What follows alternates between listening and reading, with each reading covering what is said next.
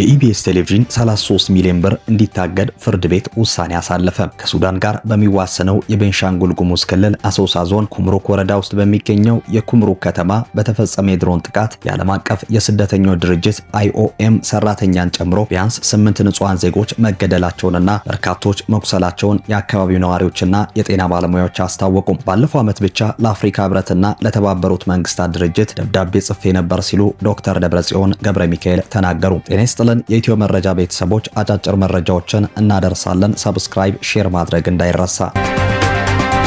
የኢቢኤስ ቴሌቪዥን 33 ሚሊዮን ብር እንዲታገድ ፍርድ ቤት ውሳኔ አሳለፈ። በከሳሽ አብሪኮ ማልቲ ሚዲያና በተከሳሽ ሲልቨር ስፕሪንግ ኃላፊነቱ የተወሰነ የግል ማህበር መካከል ለተነሳው ክርክር ፍርድ ቤት ውሳኔ መስጠቱን ለሚዲያችን የደረሰው መረጃ ያሳያል። ለሁለቱ ድርጅቶች ክስ ምክንያት የሆነው በስንቱ የተሰኘ ተከታታይ ድራማ ነው። የበስንቱ ድራማ ባለቤት የሆነው አብሪኮ ማልቲ ሚዲያ ለፌዴራል ፍርድ ቤት ልደታ አንደኛ ንግድና ኢንቨስትመንት ፍትሐ ብሔር ችሎት ባቀረበው አቤቱታ ተከሳሹ ኢቢኤስ ቴሌቪዥን ያለ አግባብ ላሰራጨው የኦዲዮ ቪዥዋል ስራ የጉዳት ካሳ እንዲከፍል ጠይቋል። በመሆኑም ይህ ካሳ እስኪከፈለው ድረስ በፍትሐ ብሔር ስነ ስርዓቱ ቁጥር 154 መሰረት እስከ 33 ሚሊዮን 128115 ብር እንዲታገድለት ጥያቄ ማቅረቡን የውሳኔው ግልባጭ ያሳያል። ተከሳሽ አቤቱታው ከደረሰ በኋላ ክርክር ያደረገ ሲሆን ፍርድ ቤቱም ግንቦት 4 ቀን 2018 በጉዳዩ ላይ ውሳኔ ሰጥቷል። በውሳኔውም ጉዳዩ በክርክር ላይ መሆኑ እንዳለ ሆኖ ተከሳሽ በክርክሩ ቢረታ ገንዘቡን ሊያሸሽ የሚችልበት እድል ከፍተኛ መሆኑን በማስገባት እግዱ እንዲሰጥ መወሰኑን ለመረዳት ችለናል። ፍርድ ቤቱ ባሳለፈው ትዕዛዝም ከተከሳሽ ማለትም ከኢቢኤስ የባንክ አካውንት ላይ እስከ 33 ሚሊዮን ብር ሳይከፈል ታግዶ እንዲቆይና ይህ ትዕዛዝም ለሁሉም ባንኮች እግዱ እንዲጻፍ ውሳኔ አሳልፏል።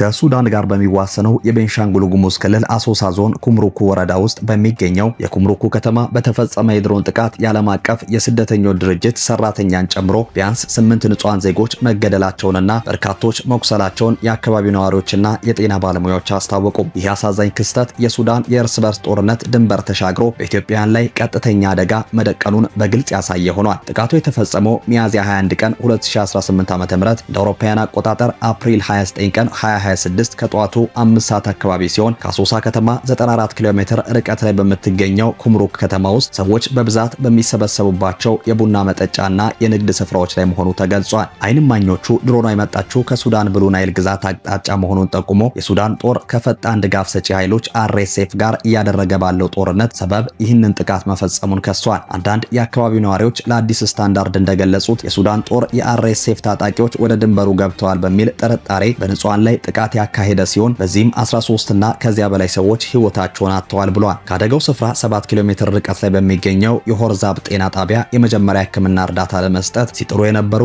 አንድ የጤና ባለሙያ አደጋውን ተከትሎ የነበረውን አስደንጋጭ ትዕይንት አብራርተዋል። እግራቸው የተቆረጠ ወጣት ሴትን ጨምሮ እጅግ አሳሳቢ የሆኑ ጉዳቶች ወደ ተቋሙ የገቡ ሲሆን ሁኔታው ከአቅም በላይ በመሆኑ ዓለም አቀፉ የቀይ መስቀል ኮሚቴ ተሽከርካሪዎችና በአምቡላንሶች ታግዞ ወደ ደሴ ሆስፒታል የተላቁማሉ። ሕክምና ጣቢያው ከደረሱት መካከል አንዲት የህክምና ባለሙያ ወዲያውኑ ህይወቷ ሲያልፍ ሌላኛዋ ሴት ደግሞ እግሯ ተቆርጦ በህይወት መትረፍ ችላለች። 5 አስክሬኖች ወደ ጤና ጣቢያው የመጡ ሲሆን ሁለቱ በቤተሰብ ሲለዩ ቀሪዎቹ ማንነታቸው ሳይታወቅ ለመቀበር ተገደዋል። በጥቃቱ ህይወታቸውን ካጡት መካከል 5 ወንዶች፣ 2 ሴቶችና በከፍተኛ ደም መፍሰስ ህይወቱ ያለፈ አንድ ህፃን ልጅ ይገኙበታል። ከሟቾቹ አንዱ በዓለም አቀፍ የስደተኞች ድርጅት የአእምሮ ጤናና የስነ ልቦና ድጋፍ ሰጪ ባለሙያ መሆኑን ነዋሪዎች ተናግረዋል። ሌላ ተጨማሪ የድርጅቱ ሰራተኛ ደግሞ እግሩን እስከ ማጣት የደረሰ ከባድ ጉዳት ደርሶበት አሶሳ ሕክምና እየተከታተለ ይገኛል። ከዚህም ባሻገር ነዋሪዎቹ የRSF ታጣቂዎች የኢትዮጵያ መከላከያ ሰራዊት የደንብ ልብስ ለብሶ በድንበር አካባቢ በሚገኙ ቀበሌዎች ውስጥ በንጹሃን ዜጎች ላይ ዘረፋ፣ ማስፈራራትና ጾታዊ ጥቃት እየፈጸሙ መሆኑን አጋልጧል። እነዚህ ታጣቂዎች ያለ ክፍያ በመብላትና በመጠጣት አብይ ይክፈላችሁ በማለት ነዋሪውን እንደሚያንገላቱ አንድ የአካባቢ ሰው በምሬት ገልጾ በአካባቢው ባለው የጸጥታ ችግር ምክንያት ለቆሰሉ ሰዎች እርዳታ ማድረስ ፈታኝ እንደሆነ አክሏል። ይህ በኢትዮጵያ ግዛት ውስጥ የተፈጸመው ጥቃት በሁለቱ ሀገራት ድንበር ላይ የተባባሰ የመጣውን ውጥረት ተከትሎ የተከሰተ ነው። በቅርቡ የሱዳን ጦር ከቤንሻንጉል ጉሙዝ ክልል ጋር በሚዋሰነው የብሉ ናይል ግዛት እንዲሁም በአማራ ክልል ድንበር አልፋሻጋ አካባቢ ተጨማሪ ጦርና ጸረ አውሮፕላን መከላከያዎችን አስፍሯል።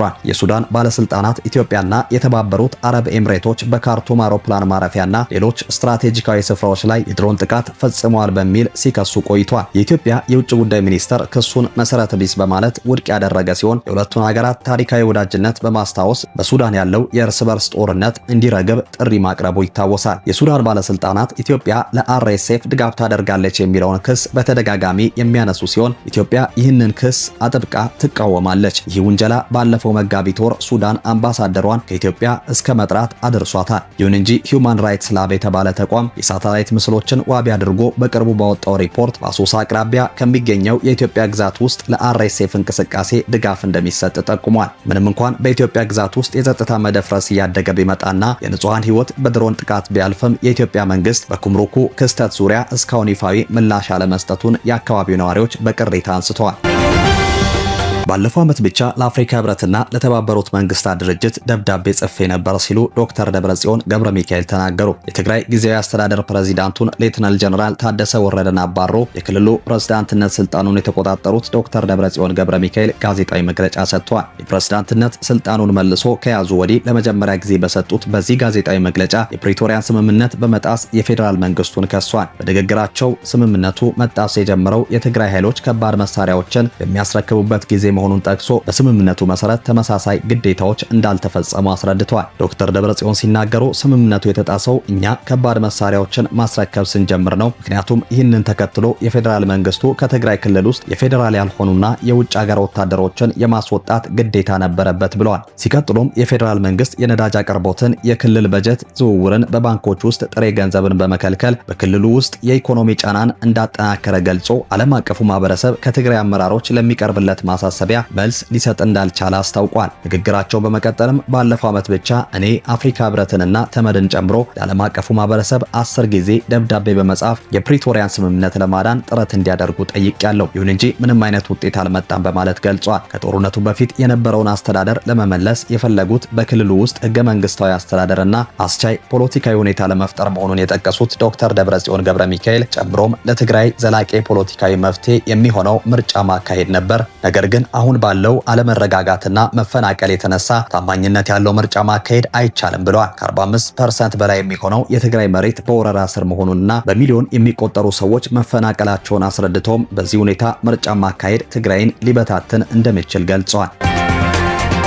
የአሜሪካ ማዕከላዊ እዝ አዛዥ የሆኑት የባህር ኃይል አድሚራል ብራድ ኩፐር አሜሪካ በየካቲት ወር መገባደጃ ላይ የጀመረችው ኦፕሬሽን ኢፒክ ፊውር የተሰኘው ወታደራዊ ዘመቻ የኢራንን ወታደራዊ አቅምና በቀጠናው ያላትን ተጽዕኖ ፈጣሪነት ሙሉ በሙሉ ማዳከሙን አስታወቁም። አዛዡ ይህንን የተናገሩት በዋሽንግተን ዲሲ ለሴኔቱ የጦር ኃይሎች ኮሚቴ ስለ 2027 የበጀት ዓመት ጥያቄና በቀጠናው ስላለው ወታደራዊ አሰላለፍ ምስክርነት በሰጡት ወቅት ነው። አዛዡ በምስክርነታቸው እንዳብራሩት የአሜሪካ ኃይሎች ከ40 ቀናት ባነሰ ጊዜ ውስጥ ወታደራዊ ግባቸውን በማሳካት የኢራንን የመከላከል አቅም ክፉኛ መጥተዋል። በተለይም ባለፈው ዓመት ሚያዝያና ጥቅምት ወር በእስራኤል ላይ ታይቶ የማያውቅ የጅምላ ሚሳኤል ጥቃት የፈጸመችው ኢራን አሁን ላይ ይህን መሰል ጥቃት የመፈጸም አቅሟ በአሜሪካ ኃይሎች ተወግዷል።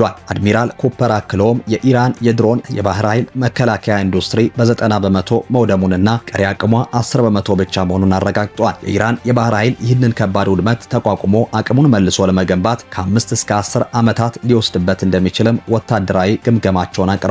ይህ ወታደራዊ እርምጃ ፕሬዚዳንት ዶናልድ ትራምፕ ኢራን መቼም ቢሆን የኒውክሌር ጦር መሳሪያ እንዳይኖራት ያስቀመጡትን ብሔራዊ ግብ ለማሳካት ትልቅ ሚና ተጫውቷል። ከዚህም ባሻገር ኢራን በቀጠናው ለሚገኙ አሸባሪ ቡድኖች ስታደርግ የነበረው ቀጥተኛ ያልሆነ ድጋፍ ክፉኛ ተመቷል።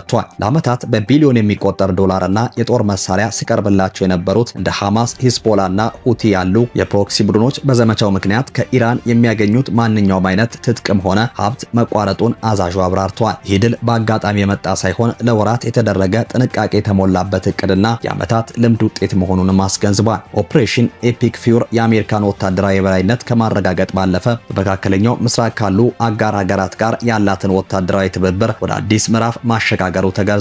አድሚራል ኩፐር እንደገለጹት የተባበሩት አረብ ኤምሬትስ፣ ባህሬን፣ ኩዌት፣ ኳታርና ሳውዲ አረቢያ ከአሜሪካ ጋር ጎን ለጎን በመቆም ራሳቸውንም ሆነ አሜሪካውያንን በመከላከል ከፍተኛ አስተዋጽኦ አበርክቷል። በተጨማሪም ይህ ግዙፍ ወታደራዊ ስኬት ያለ ዮርዳኖስና እስራኤል የጠበቀ አጋሪነት ሊሳካ እንደማይችል በመግለጽ ዘመቻው በቀጠናው ያለውን የጸጥታ ትብብር ምን ያህል እንዳጠናከረው መስክረዋል። ሰላም ለሀገራችን፣ ሰላም ለሕዝባችን። ሼር፣ ሰብስክራይብ ማድረግ እንዳይረሳ።